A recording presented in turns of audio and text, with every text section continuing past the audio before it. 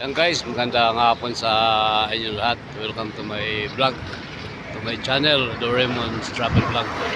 Live tayo ngayon mga kabayan dito sa Pasay area, kung saan tayo ay tumumbay muna dito kasi napaka traffic doon sa may paligid ng Muwa area. Kaya dito muna tayo sa may gigid ng tulay. Dito lang ito mula sa Muwa. Marala muna tayo dito habang wala yung mga nanguhuli.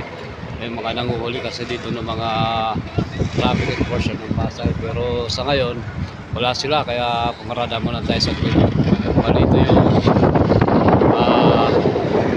ilog, kadugtong ng dagat. Sa kabilang side yun yung dagat. Ito muna tayo kasi meron dito mga kapihan. Ayun, dami mga nakasabay doon, nakaparada, mga nagkakapi dito sa gilid ng tulay, kaya kakapi muna tayo habang wala tayong pasahero. Yan, shoutout dyan sa ating mga kasamahan sa Solid Tropang Aston, saka doon sa ating mga followers, sa ating mga subscribers sa ating channel, Doraemon's Travel Vlog. Maraming salamat po sa inyo lahat na pagtangkilik ng aking channel. Kung wala kayo, wala ako. Magandang hapon mga idol, magandang hapon sa inyo lahat.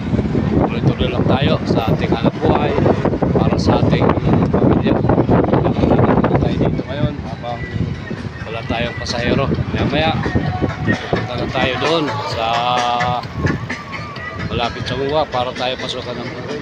Mga bikers dito rin ngayon, mga nagre-relax, mga nagkakape dito sa gilid ng tulay malapit sa Muwa. Hanggang dito na lang, hanggang sa muli. Maraming salamat sa inyo lahat. God bless us all mga idol.